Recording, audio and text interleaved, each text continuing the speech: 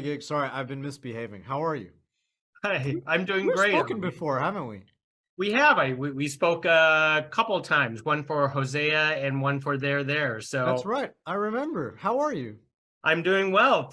What I think one more time I have to form a fan club of yours or something like that. Yeah, membership one. That's right. Or two, So you and my mom, maybe. probably. So Avi, hey, congratulations for Apple TV Silo. Thank you.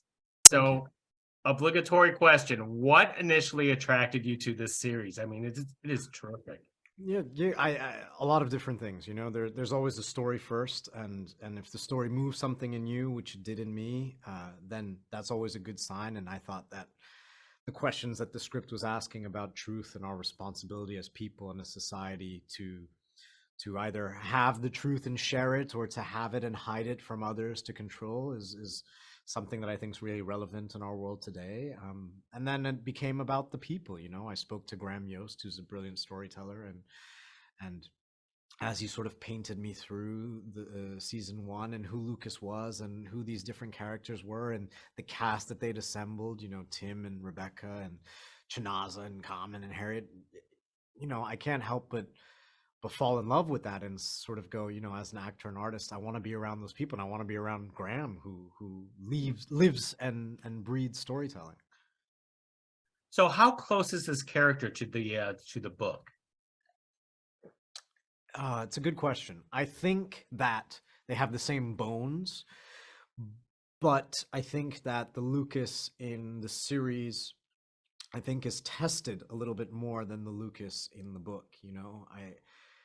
There is there's some space for Lucas in the book with Juliette to sort of build their affinity together, and to sort of discover, the kinship that's there, and to relate and see himself reflected in her, and vice versa. And I think in the series there's not quite that time, and I think Lucas, you know he has an arc in this series of dreaming, and then maybe being punished for his dreams. And so I think the bones are the same, but I think he has some more trials and tribulations in the series.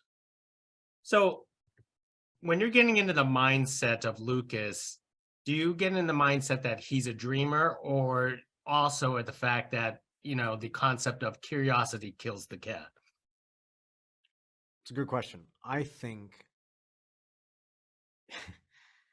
he assumes he's not a cat, so he is just driven by that curiosity, and he is perfectly content to sit up there and look at the lights, and that's what makes him happy, and that's what makes him tick, and that's why he's willing to walk up those 30 flights of stairs every day. And so when I get into the mindset of someone like that, I think it's about that unifocus of this is the only thing that's important to me, and how that feels, how answering those questions. I go to bed with those questions, and I wake up with those questions, and I want to solve these things, and if I can understand why that is, maybe I can understand why this is, and how questions lead to more questions. And so thinking about the implications of that, you know, that's for the silo to think about, and I think that's why he gets into the trouble he gets into, because he hasn't thought about the implications of that. Now, this is the second largest series that you worked upon. I have to ask, what was it like to be on that production set of Silo?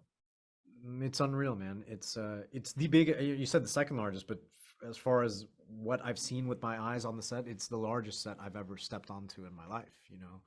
My first day, I was in a hair and makeup test, and they gave me a construction hat because I was like, I got to see how we're gonna do this. Is it just green screens, and what are we gonna do? And I walked in because they were still building it, and there was 3 stories of scaffolding, of spiral staircase that had been constructed, and I just, like a little kid, ran up the staircase and ran across the axes. And it's a real gift as an actor to be able to sort of play in a truly physical space like that, and it makes you feel the immensity of the silo, but also psychologically what it means to be inside of that. Well, Avi, it's been a pleasure speaking to you again. I'm going to go out there and work on your fan club right now. Thanks, Gig. Nice to see you again. Nice to see you. Thank you.